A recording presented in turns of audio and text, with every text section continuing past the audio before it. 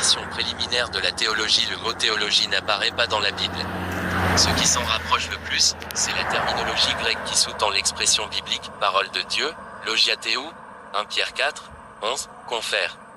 Romains 3, 2, Hébreux 5, 12, qui décrit la Bible comme la parole prophétique de Dieu. Le terme théologie, du grec théologia, signifie « parole » ou « discours » sur Dieu.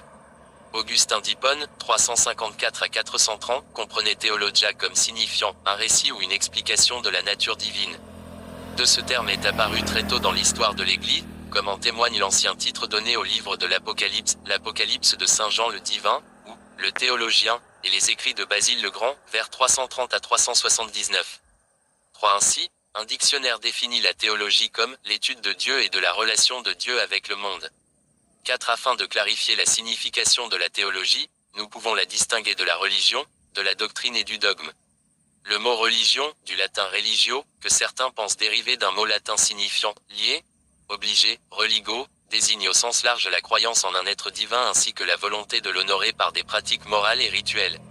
5. Jean Calvin, 1509 à 1564, a déclaré que la religion pure ne consiste pas en une froide spéculation sur Dieu, mais en l'honorer, car il doit être dûment honoré selon sa propre volonté.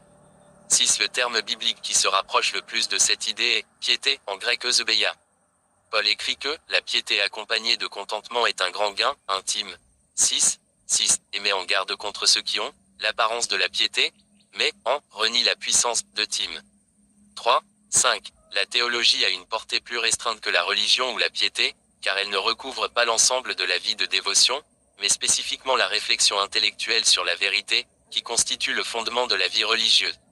Elle n'en reste pas moins très vaste, puisqu'elle englobe l'exposé de toutes les vérités concernant Dieu et sa relation avec l'homme telles qu'elles sont consignées dans la Bible. Un exemple notable de pratique de la théologie serait l'ouvrage de Calvin, L'institution de la religion chrétienne. Benjamin Warfield, 1851 à 1921, a déclaré « La théologie et la religion sont des produits parallèles d'un même ensemble de faits dans des sphères diverses, l'une dans la sphère de la pensée et l'autre dans la sphère de la vie. » Le terme doctrine, du latin doctrina, signifie enseignement, instruction, désignant à la fois l'acte d'enseigner et ce qui est enseigné. Paul Lula, Saine doctrine, intime. 1, 10, 2 Tim. 4, 3, Tite 1, 9, 2, 1, et affirme que la Bible est utile pour enseigner, grec didascalia, de Tim.